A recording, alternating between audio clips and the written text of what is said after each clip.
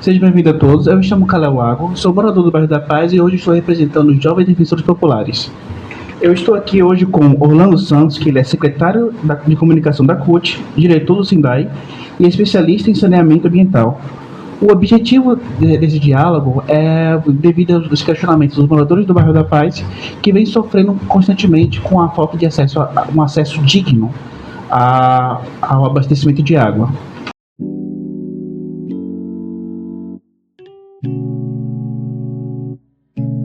Bom, completando aqui a pergunta sua, Calil, sobre por que à noite falta água em alguns pontos do bairro da Paz e em outros pontos não.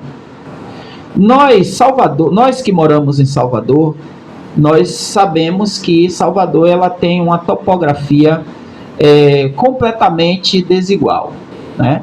A nossa geografia aqui em Salvador, ela varia muito de bairro para bairro. Por exemplo, você tem alguns bairros na orla que eles são praticamente no plano. Você pode pegar toda a orla ali de Itapuã até a Barra, que você vai ver que os bairros eles são localizados totalmente numa área plana. O mesmo não acontece quando a gente vem mais para a parte que a gente chama a parte da área periférica de Salvador e a parte do miolo, né? Bairro da Paz está localizado ali numa área geográfica onde a gente considera hoje como o miolo da cidade de Salvador. E lá naquela área, tanto o bairro da Paz como outros bairros como Nova Brasília, Estrada Velha do Aeroporto, o próprio São Marcos, né? Ele tem dentro do próprio bairro uma área que é geograficamente mais elevada, tá? E aí, vindo agora para a questão técnica, o que acontece com o fornecimento de água? Como no início dessa pergunta eu comecei falando sobre o limite, né, que se tem hoje para a disponibilidade desse recurso água, a companhia de água, no caso aqui a nossa Embasa, ela faz a captação de água no manancial, seja ele subterrâneo ou seja ele os rios. E aí essa água ela vem para uma estação de tratamento, onde é feito todo o tratamento adequado, de acordo com a vigilância sanitária, os órgãos de controle. E a partir dessa estação de tratamento, essa água ela vai para reservatórios. Esses reservatórios normalmente são elevados, mas acontece também desses reservatórios ser apoiados. São reservatórios elevados, são aquelas caixas d'água que vocês já ouviram por aí passando em alguns bairros. Aqui em Salvador nós temos caixa d'água, reservatório elevado no bairro do Cabula, nós temos no bairro da Federação. Então são os dois reservatório de maior capacidade da Embasa, que distribui praticamente quase para Salvador todo. E temos também no bairro de Pirajá, que é responsável pelo abastecimento ali da suburbana. Então, Calil, quando você tem uma oferta dessa água que se chega no manancial, que ela não consegue manter esse reservatório 24 horas na sua capacidade máxima, ou seja, ele começa a baixar um pouco esse nível do reservatório, a empresa, a operadora, no caso a Embasa, a concessionária, ela começa a trabalhar com um sistema operacional chamado de manobra. O que é a manobra? A manobra é o seguinte: se a empresa permitir que essa água seja distribuída de uma única vez para toda uma região, vai acontecer que esse reservatório ele vai secar, ele vai zerar, chegar na sua cota mínima, e a partir de um determinado tempo vai faltar água para todos. Todos vão ficar sem água. Então, o que a empresa ela pratica? Como existe hoje, perante a lei, perante a legislação, exige hoje uma obrigação de cada domicílio ter um reservatório particular, tá? Cada domicílio hoje precisa ter um reservatório é uma lei estadual aprovada aqui no estado da Bahia. Daqui a pouquinho eu vou procurar o número dessa lei para trazer para você. Cada domicílio é necessário que tenha um reservatório, tá? Para que essa água que seja distribuída, no momento que a empresa aplicar esse chamado do sistema de manobra, onde fecha para um local e abre para outro, e isso é programado, tá? Em se tratando do bairro da Paz, você tem ali, você falou à noite é o momento onde se tem o menor consumo de água. Depois das 19 horas, entrando a partir das 20, 21 horas em diante, o consumo de água ele diminui. Então, o que a empresa ela faz? Como o consumo de água diminui, as pessoas já tomaram banho, as crianças já foram dormir e etc. Então, você tem um menor consumo da água, eles aplicam o fechamento dessa água para determinados locais, normalmente os locais mais baixos, para que essa rede de distribuição ali da Embasa, ela aconteça um fenômeno nela chamado pressão. Todo fornecimento de água, para a água chegar na nossa casa, na minha e na de vocês, essa água precisa ter pressão. O que é pressão? Quando o reservatório ele tem uma determinada capacidade de água, ele joga um peso naquela água na rede, então aquela água ela consegue chegar nos pontos que está no mesmo nível do reservatório. Mas para isso acontecer, é preciso que aquelas residências, aquelas casas que estão nos pontos mais baixos, estejam com suas torneiras fechadas. Então, a manobra, ela acontece justamente para isso. Eu fecho a parte mais baixa e aí deixo só a rede aberta para a parte mais alta, para que essa água ela ganhe pressão e ela possa abastecer os reservatórios dessas localidades que está num ponto mais alto. E aí você me fez uma pergunta que você falou o seguinte: é legal isso? Olha, o que hoje a lei de atendimento ao consumidor ela garante para todos os usuários é que você não pode ficar, a concessionária não pode deixar o usuário sem água, né? E quando existe algum problema que nós não tratamos aqui ainda, mas ainda existe os problemas de interrupções por diversos fatores, né? Como, por exemplo, quebramento de rede é um dos fatores, né? As redes hoje de água, elas são muito vulneráveis até ao trânsito de veículos, de pessoas, de animais, ao vandalismo. Tem vandalismo também hoje, eu não sei se vocês já observaram, mas estão praticando ultimamente aqui em Salvador o furto dos medidores, dos hidrômetros. Então, vários locais você passam de manhã às vezes e está jorrando água na parede de alguém, na mureta de alguém. Quando você vai olhar, foi o medidor, o relógio, que chamam de relógio, que é o nome correto, técnico, é hidrômetro, ele foi furtado, né, por ter um material ali de metal, onde esses meliantes, essas pessoas vão vender, vão querer adquirir algum tipo de recurso. Então acontece esse fenômeno do vazamento. Quando acontece o vazamento, a concessionária é obrigada, para fazer aquele reparo, a fechar. Então a manobra ela acontece não só pelo motivo que eu falei do reservatório não estar com a capacidade máxima, mas muitas das vezes estourou uma rede de grande porte, como ali na Paralela, próximo ao bairro da Paz, tem uma adutora enorme que chega, e normalmente essa adutora rompe por vários motivos. Quando essa adutora rompe, acontece o fechamento dessa água para as comunidades. E aí dura-se um determinado tempo para que esse abastecimento ele volte a fluir de uma forma regular. Muito bom saber sobre essa questão da parte técnica, trazer essas informações para a população em relação a como funcionam as manobras.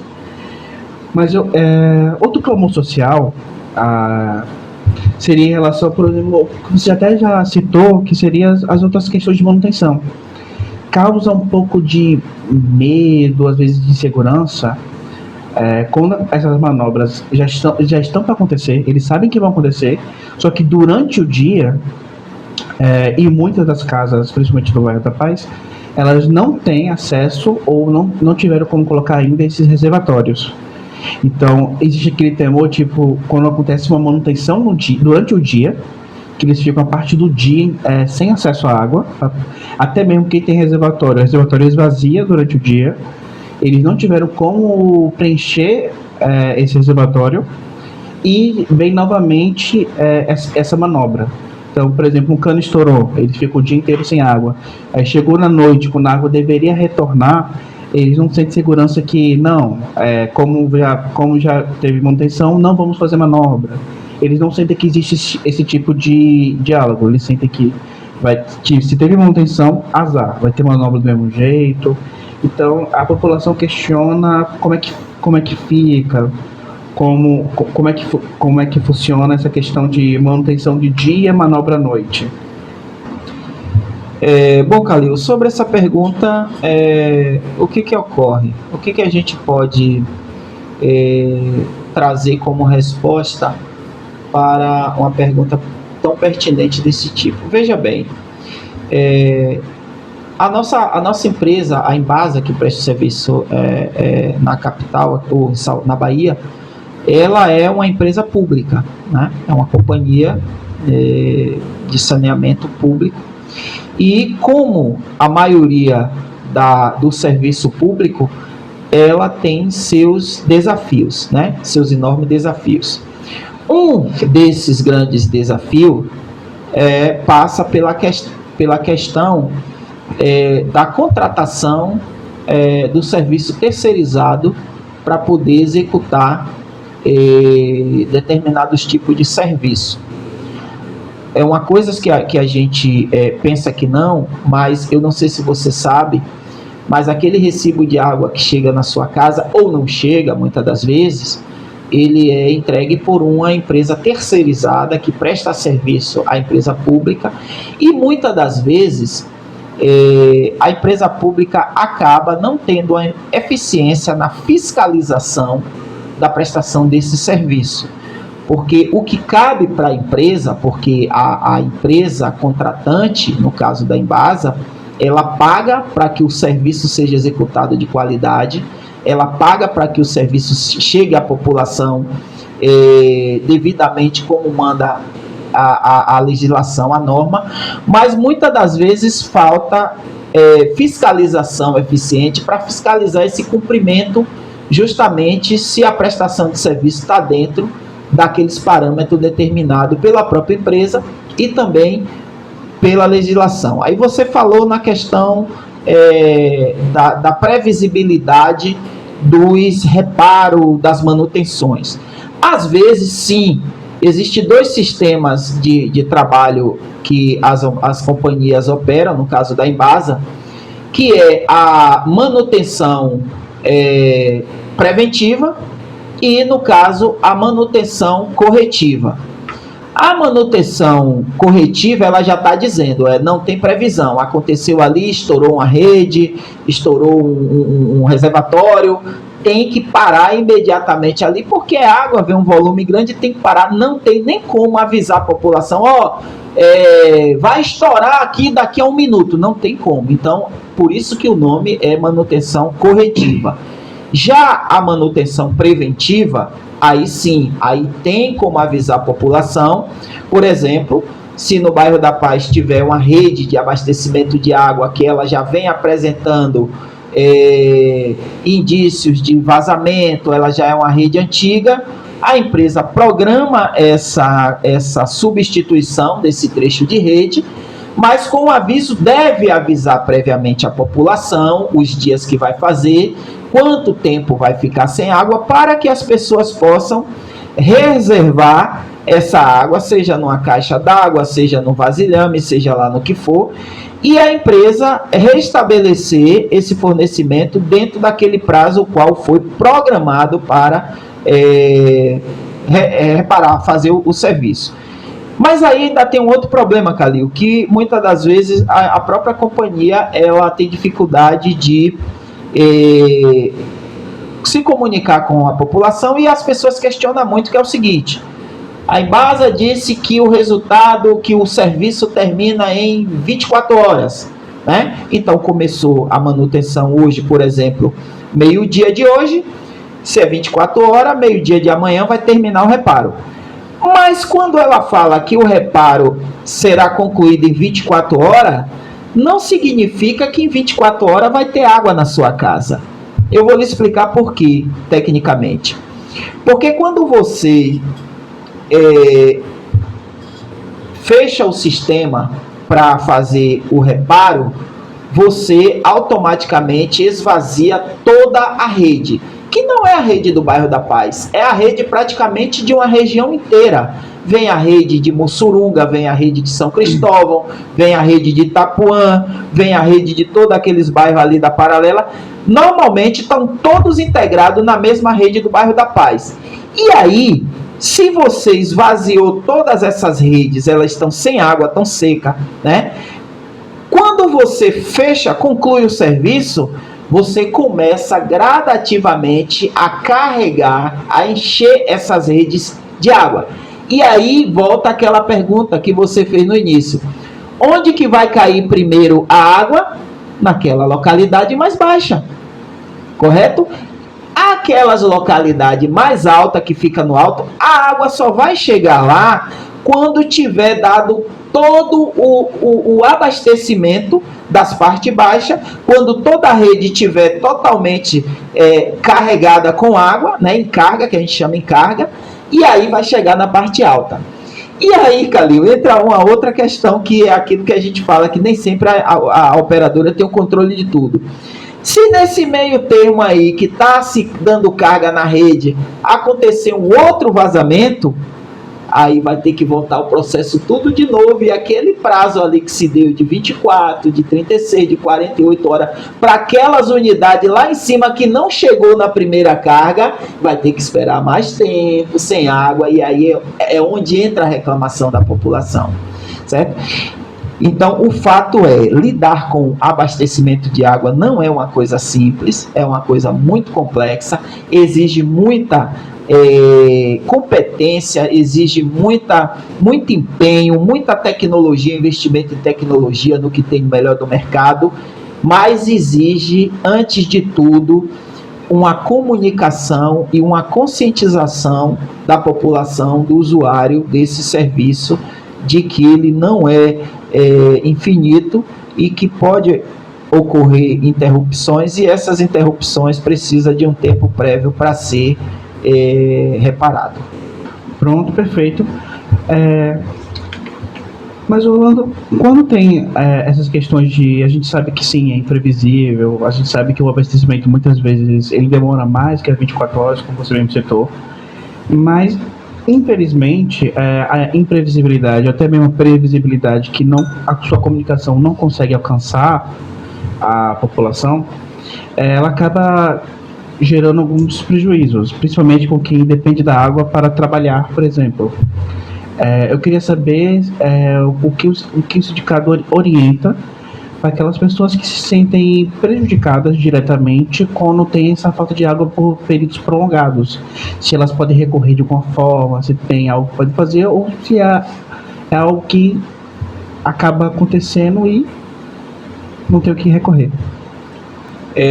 Primeiro, o usuário do serviço, da prestação do serviço de água, ele está protegido pela lei de defesa do consumidor, tá? Que embora a gente não trate o usuário como o consumidor de um produto, seja lá qual for o produto industrializado, mas ele está protegido sim pela lei de defesa do consumidor, e ele tem todos os seus direitos, né, garantido em lei, para que ele seja ressarcido, que ele seja indenizado nessa questão da falta de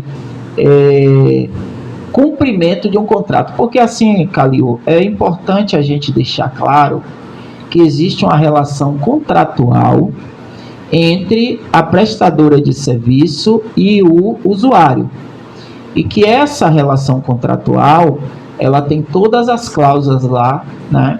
Inclusive as previsões de interrupções de fornecimento de água por parte do prestador, todas as formas a questão de se manter adimplente, essa questão toda, tudo existe um Código de Defesa do Consumidor. E, além disso, existe as resoluções da AGESA, né, que é a Agência Reguladora de Saneamento, de Serviços Públicos, melhor dizendo, de Recursos Hídricos. E a AGESA também tem um manual garantindo o direito a esses consumidores. Normalmente, quando o consumidor ele consegue provar, e aí entra a parte jurídica, que ele precisa constituir as provas, né? A materialização das provas desse prejuízo, se ele consegue provar e entra com ação, pedido de indenização, normalmente as operadoras, no caso, seja de água, de energia, seja lá o que for, elas indenizam esses usuários. Não só pela falta, mas às vezes também por prejuízo causado por rompimento, por exemplo, de rede, ou qualquer tipo de danos que venha a ser causado. Eu acho que para essa pergunta, Calil, talvez a grande satisfação, a grande reclamação da população, ela parte do seguinte, do desconhecimento, né, da dificuldade de conhecer quais são os seus direitos, né, de ter o acesso, de saber o que é que ele tem direito, quantos dias ele pode, a empresa, como você perguntou no início, qual é o tempo limite ali que a empresa tem obrigação de fornecer água. Eu sei que dentro dessa questão aí do fornecimento de água, tem um detalhe que é o seguinte: quando a rede de água ela sofre interrupção, o consumidor, o usuário, ele tem o direito de solicitar à concessionária que forneça essa água através do chamado carro-pipa. Então, se você tem lá um tipo de trabalho que vai demorar e aquilo ali vai gerar um prejuízo, seja para cozinhar alimento, produzir os alimentos, tomar banho, fazer a higiene, todo consumidor, isso está garantido em lei, e a Embasa pratica isso. O fornecimento, você entra em contato com a concessionária vai agendar o seu endereço e elas fornecem essa água, não pode interromper o fornecimento, fornece essa água através dos caminhões que a gente chama de carro-pipa. Tá? Agora, eu volto a dizer para você, talvez a grande dificuldade seja hoje da população ter acesso a essas informações. Como fazer de uma forma ágil, de uma forma rápida ali, para que ele possa ser atendido. Mas, diante do que a gente falou, o consumidor tem o direito, sim, de exigir o ressarcimento, de ser indenizado ali por qualquer prejuízo que venha a ocorrer. Muito bom você ter comentado. Inclusive, a próxima pergunta era muito relacionada a isso. Devido a esse período de água extenso, quais medidas a população poderia tomar? Por exemplo, o senhor comentou sobre os carros-pipos, que elas podem se impedir, porque a gente até teve cidadãos do bairro da Paz comentando que chegam a ficar 2 dias sem fornecimento de água.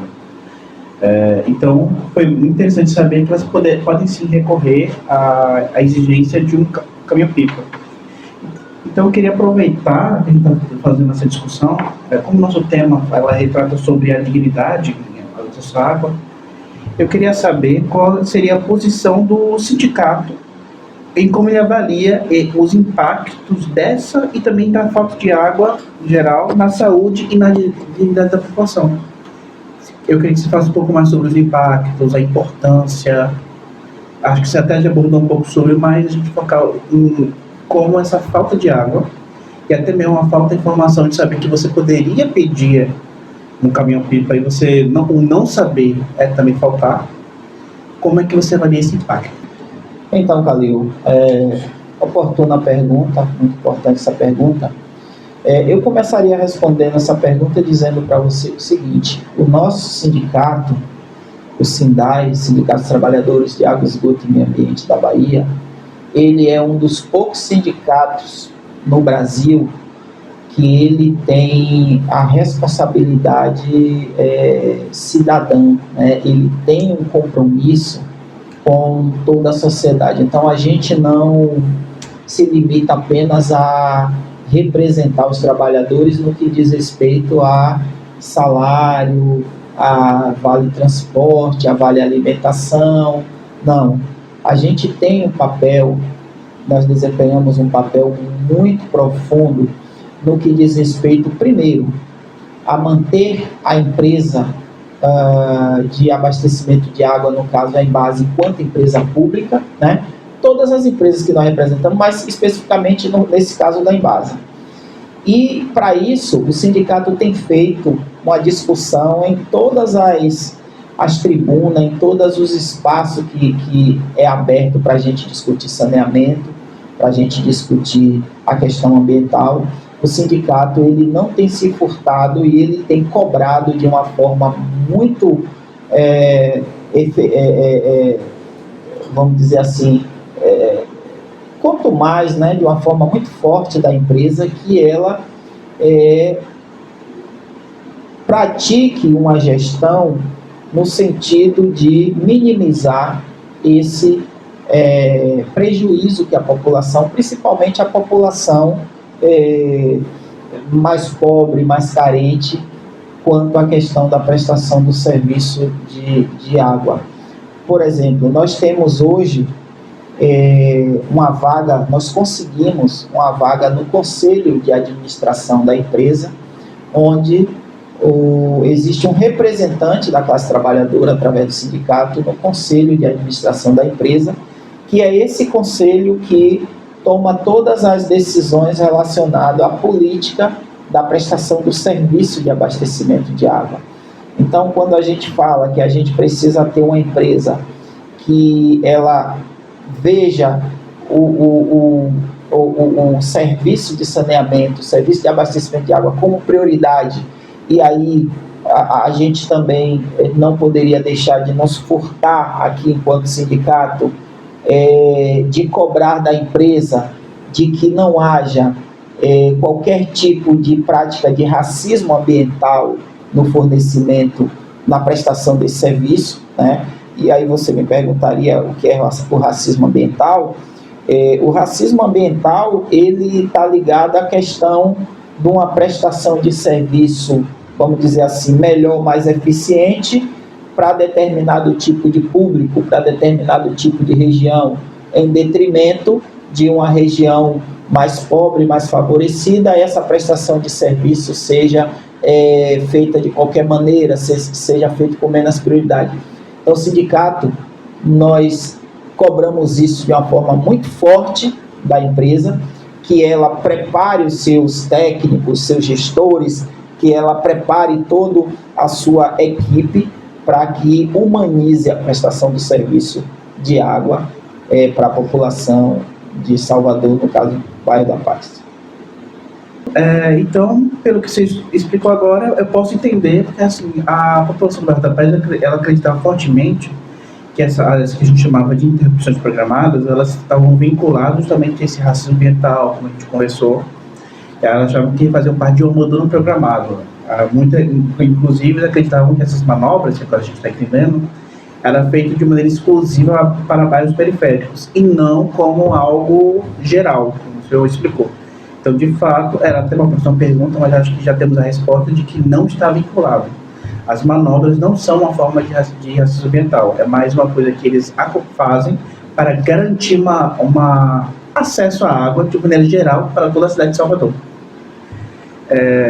Então, eu queria partir sobre comunicação, a falta de comunicação, na verdade, da Embasa. A gente até citou alguns pontos, e como a gente já conversou, que tem essa falha de comunicação, até mesmo dos direitos, de como eles poderiam recorrer à Embasa numa possível falta, eu queria aproveitar para saber se o sindicato poderia nos indicar quem seria o responsável por estabelecer e garantir esse canal de comunicação eficaz entre a comunidade e a empresa prestadora de serviço, para assegurar que essas demandas,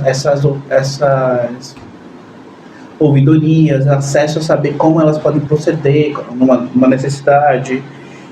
O senhor também citou uma ideia bastante legal sobre uma promoção de um projeto de cultura. Também queria saber se seria dessa mesma pessoa ou se partiria de outro lugar esse projeto, e aproveitando o gancho, saber como, tendo esse projeto, como é que a população poderia engajar para que ela seja mais promovida perante aqueles que têm mais dificuldade em ter acesso não só à comunicação, mas como também à informação. O que ocorre? Primeiro, sobre essa questão do se a manobra ela seria uma característica do racismo ambiental, não necessariamente. A manobra ela é uma operação, um procedimento padrão da empresa, que não só a Embasa utiliza, mas várias outras operadoras do sistema de abastecimento de água precisam utilizar, porque, como eu te falei, não tem nenhuma operadora hoje de água no mundo consegue fornecer água 24 horas na torneira, tendo uma limitação de acessar esse recurso. Então, a verdade é que falta água lá no manancial, tá? E aí, para que essa água ela seja tirada do manancial de uma forma que esse manancial possa ser recarregado e não faltar, é preciso que em determinados momentos, quando o uso está muito alto, seja lá por qual motivo seja, vazamento, uso irracional, qualquer tipo de situação, a empresa ela tenha o controle ali para poder fazer esse tipo de operação. É bom para... Não, é desagradável, mas o racionamento, a manobra, o racionamento de água, às vezes, por tempo muito curto, ele é necessário para evitar um colapso maior, né? E ele diferencia do racismo ambiental. O racismo ambiental, a gente costuma sempre a falar que ele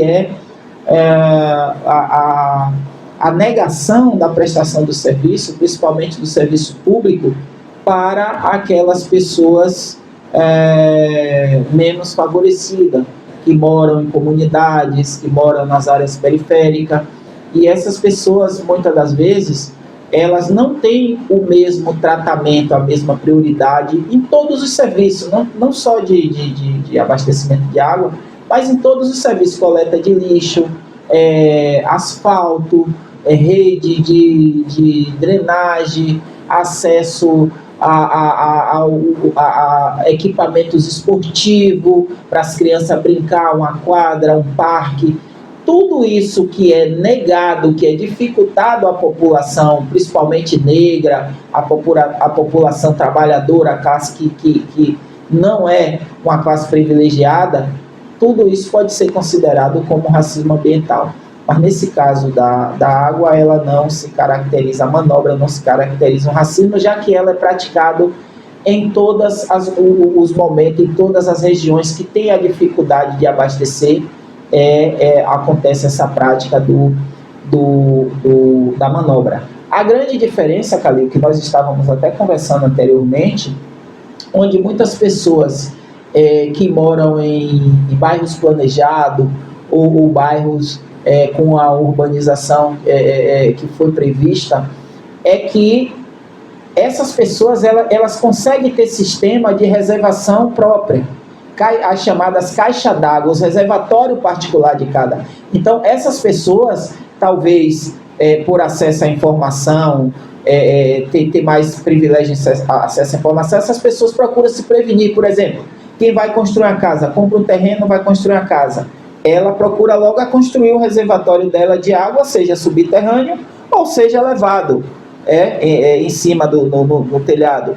Quando falta essa água, automaticamente essa pessoa não sente. Se for por um determinado período curto, essa pessoa não sente, porque o abastecimento de água da casa dela primeiro chega no reservatório dela, para depois a água sair na torneira. Então, logo que a caixa d'água dela está vazia, a água da rede, da operadora, abastece a caixa d'água e ela vai utilizando na torneira a água que sai da caixa d'água. Então, quando a residência, quando o imóvel tem esse sistema próprio de reservação de água, você não vê as pessoas reclamarem de falta d'água. Falta água nos bairros mais de classe média, nos bairros de classe alta, todos falta água na favela, falta água. A grande diferença é que esses locais conseguem, por, claro, recursos, etc., ter o sistema próprio dele de reservação, coisa que muitas das vezes o morador do bairro da Paz, de outro bairro, não tem o recurso suficiente ou a informação suficiente para providenciar esse tipo de sistema de reservação. Aproveitando então que a gente está falando sobre mobilização social, sobre projetos, comunicação, sobre engajamento popular, eu sei que o sindicato ele participa de um movimento chamado Grito da Água. Aproveitando que a gente sabe a importância da água para viver de uma vida digna, e que o Grito da Água é um movimento muito associado a esse acesso à vida digna com relação à água, eu queria saber se você poderia falar um pouco mais sobre o significado, a importância de garantir esse acesso a esse direito da população, apresentar um pouco do movimento.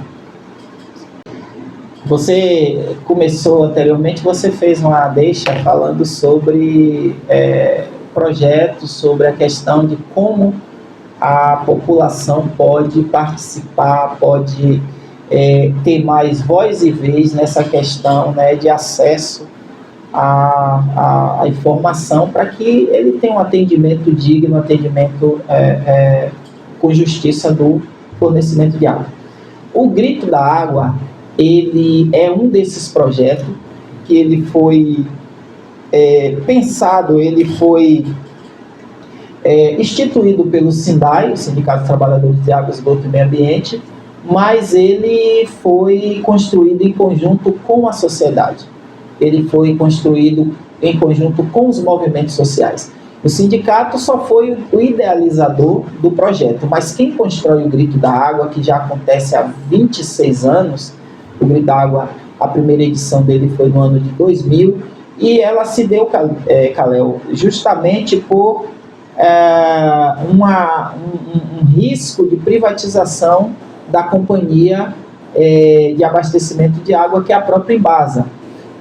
Mas aí, não só isso, a questão da privatização do saneamento, mas o Grito da Água, ele veio como uma bandeira contra o racismo ambiental, uma bandeira pela preservação dos rios, uma bandeira pela preservação do próprio do que sobrou da nossa Mata Atlântica aqui, dos nossos parques, como o Parque de Pituaçu, como o Parque de São Bartolomeu, como o Parque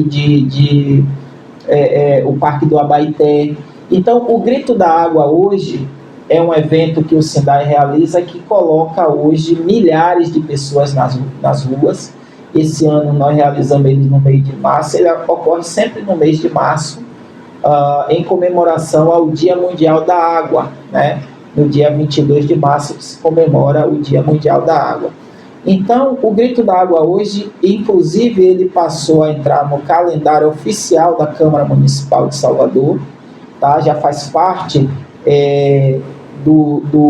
das manifestações populares, culturais, e o Grito da Água, ele tem essa missão de despertar a população para os seus direitos, para os seus deveres, para a questão da necessidade do uso consciente da água, da preservação dos nossos mananciais, da nossa luta contra a degradação dos rios, a degradação do próprio meio ambiente, a ocupação desordenada, seja ela por parte de qualquer que seja o tipo de público, porque tem gente que pensa que a ocupação que traz prejuízo à população é só a chamada invasões. Não, existem ocupações por grandes grupos imobiliários que concreta, como exemplo Salvador aqui, virou a cidade do concreto. Nós acabamos recentemente de ter ali na Avenida ACM, depois emendando com a Avenida Lucaia, o concretamento de um rio. Ali era um rio que foi concretado para a construção da via do BRT. Um BRT que não atende a maior parte da população de Salvador. A Prefeitura de Salvador, naquele momento, entendeu que era um projeto viável concretar, então concretou um rio que tinha ali, que é o rio Camaragibe, foi totalmente concretado, ali debaixo tem um rio que foi colocado concreto por cima, vários viadutos, muito grande. Então o Grito da Água ele vem contra esse tipo de política agressiva, política que vem prejudicar a população como um todo. E já é um marco o nosso Grito da Água do Sindai. Nós recebemos gente até de fora do estado, de outros estados que vem participar do nosso grito, e tem sido assim o grito da população, por direito à água, também por direito a um ambiente sem exclusão, o direito a acesso ao saneamento básico também de qualidade. E o Grito da Água também reúne outras bandeiras, como direito à moradia, como direito ao trabalho, como ao direito das mulheres, a luta contra o racismo. É um grito que hoje engloba não só a questão ambiental, mas todas as bandeiras de luta da classe trabalhadora.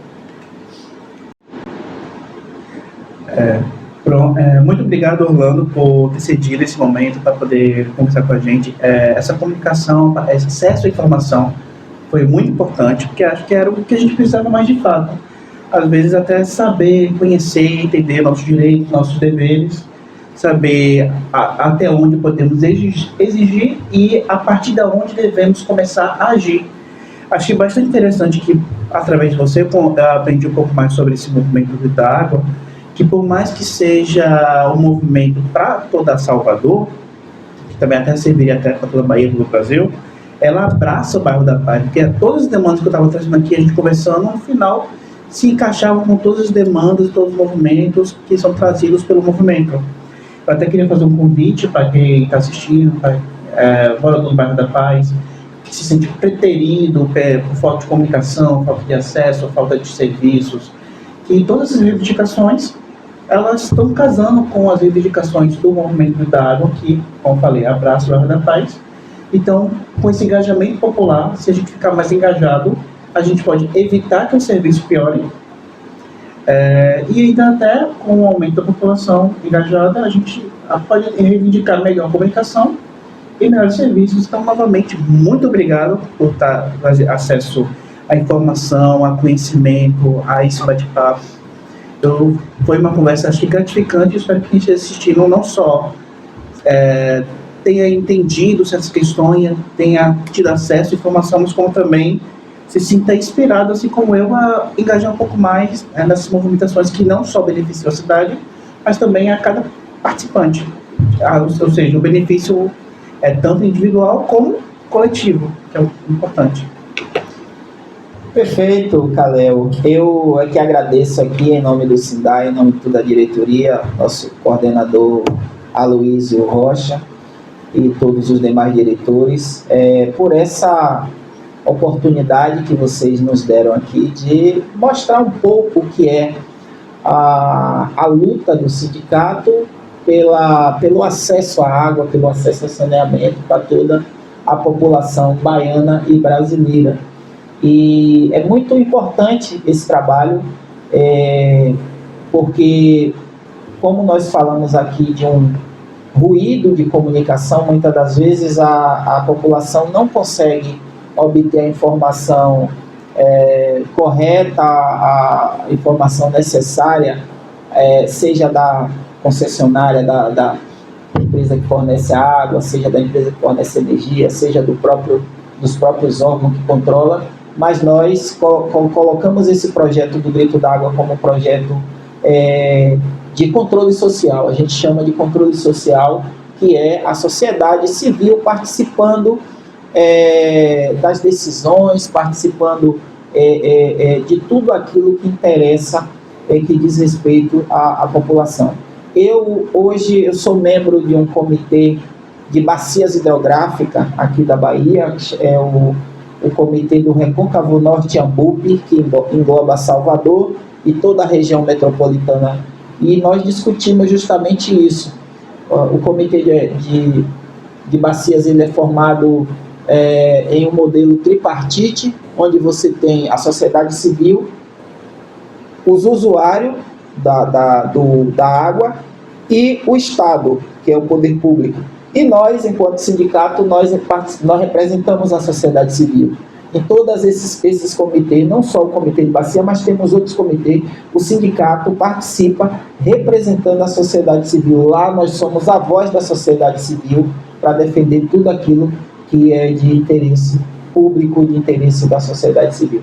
Então, queria agradecer e convidar vocês lá do Bairro da Paz, vocês que nos assistem também, para estarmos conosco, não só no dia do Grito da Água, mas nós temos um comitê chamado de Conselho Curador do Grito. O Conselho Curador do Grito, ele discute durante o ano todo o que nós iremos apresentar no dia 22, que é o dia do Grito da Água. Então, se sintam parte, esse comitê tem reunião mensal e a gente traz todas essas demandas que vocês estão trazendo aí, a gente discute no comitê para a gente chegar a um projeto para resolver essas questões e tentar dar uma condição mais digna à população de ter acesso ao serviço público tão essencial enquanto água. Diga não à privatização à água, defender a água é defender a vida.